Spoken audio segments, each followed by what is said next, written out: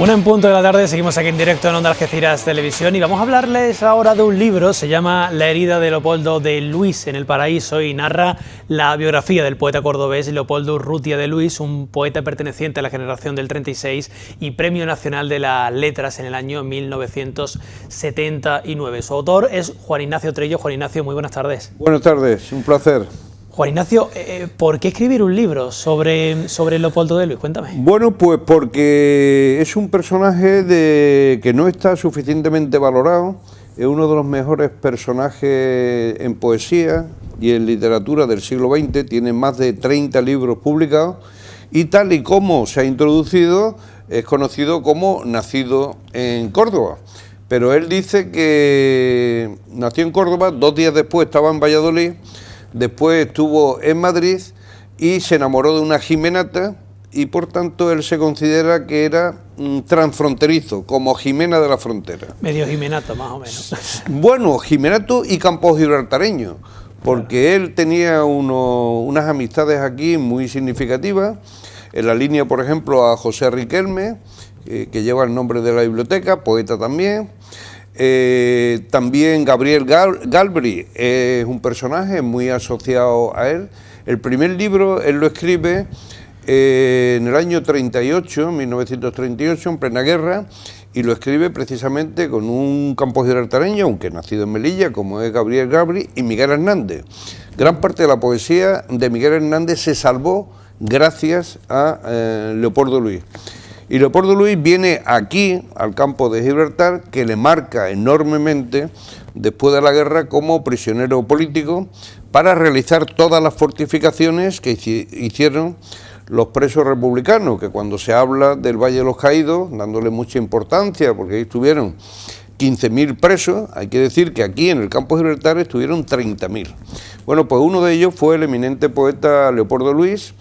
En este caso estuvo en el campo de concentración de San Pablo de Buceite, en Jimena de la Frontera, y allí cuando llegó, deshidratado en un vagón para carga de animales, dice, donde los animales éramos nosotros, y eran todos personajes ilustres, derrotados de la guerra, allí se enamora de una jimenata, y que era María Gómez Sierra, y tienen un hijo que es Jorge Urrutia, un eminente catedrático de la Universidad Carlos III, y también la infancia de Jorge Urrutia, el hijo, transcurre también aquí en el campo de Gibraltar. De modo que le he querido poner espacio para reivindicar la historia de Leopoldo Luis, desconocida, asociada aquí al campo de Gibraltar.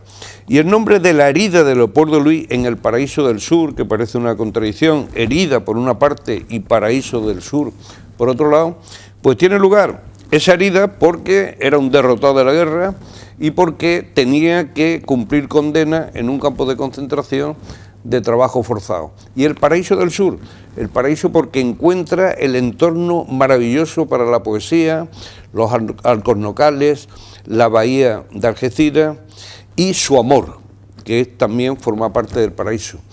Él muere en el año 2005 con una gran sorpresa, y es que aparece un hermano de padre que él desconocía y con el que había estado unido durante 30 años en las mismas tertulias de poesía y de prosa, y era Paco Umbral. Bueno. Ni Paco Umbral se llama Paco Umbral, ni Leopoldo de Luis se llama Leopoldo de Luis. Él es Leopoldo Urrutia porque cambia ese apellido que era maldito, porque era el apellido de represaliado republicano, y Paco Umbral no se llama Umbral para nada, sino Francisco Alejandro Pérez Martínez. Dos personajes maravillosos para estudiar el siglo XX y comienzos del XXI, y los dos bajo seudónimo para ocultar uno su condición de preso y el otro su condición de hijo de madre soltera. Juan Ignacio, ¿es un libro para todos los públicos? Quizás para los más jóvenes, un libro quizás un poquito más denso. No, es un libro para todo, todos los públicos, y además es un libro multidisciplinar, es decir, no es un libro de poesía, pero la poesía forma parte del libro. A veces cuando leemos una poesía decimos qué bonito, qué lírica, qué tal, pero nunca nos fijamos en qué contexto tiene lugar esa poesía, qué le inspiró al poeta escribir esa poesía. Hay una poesía preciosa, que es una de las que más se ha valorado, que se llama Naranja Amarga, pero nadie entiende, es decir, qué bonito, qué prosa, qué lírica, qué rima, pero no sabían que era en Gaucín, que llega ese tren donde están los presos, se paran, intentan abrir una de las puertas, ellos iban amarrados con alambre de 2 en 2, y después de 2 días sin comer ni beber y haciéndose sus necesidades allí dentro, ven unos naranjos con naranja amarga y empiezan a echarlo al vagón. Y de ahí sale, por ejemplo, ese poema. Pues así voy narrando. Pero es un libro histórico, es decir, es un libro que es un repaso de la historia del siglo XX, y además es un personaje que es el único de los pocos que conecta con la generación del 98, con Antonio Machado y con Juan Ramón Jiménez, con la del 27, con Federico, con Rafael Alberti, y con la del 36, Miguel Hernández. Pero es que además es uno de los pocos que queda en el interior. Mientras el exilio se lleva a gran parte de los poetas, él queda en el interior. Y es de los pocos que sobrevive a Franco, porque otro que queda en el interior, pero en la cárcel, es Miguel Hernández. Y aquí explico también cómo se sacaban los poemas que Miguel Hernández escribía en la propia cárcel. En fin, un libro investigado para dar gran parte de lo que no es conocido de este poeta y de la historia de aquel momento aquí en el campo de concentración, donde incluso saco el monaguillo que iba los fines de semana a dar misa con el cura, que el cura era dar pandeire al campo de concentración, que no era casual que los terrenos eran de don Juan Mars, uno de los que fue financiador del golpe de Estado de Franco. Bueno, ese niño vive todavía en la línea de la Concepción, lo entrevisté y hasta me contó el menú que se comía allí, excepcionalmente cuando llegaba el cura en un burro y escoltado por militares. ¿Cómo ha sido toda esta labor de investigación, de documentación? Porque supongo que habrán sido meses, años de trabajo, ¿no? Pues efectivamente, es decir, han sido años, yo lo tenía ahí aparcado porque mi actividad profesional no me daba tiempo, y ha sido ya la jubilación donde lo he sacado. Y he tenido la gran fortuna de acceder a todo el archivo personal del propio autor, Leopoldo Luis, con lo cual aparecen cantidad de aspectos inéditos, dentro de que vienen fotografías de todas las distintas generaciones, incluso desde su propio origen.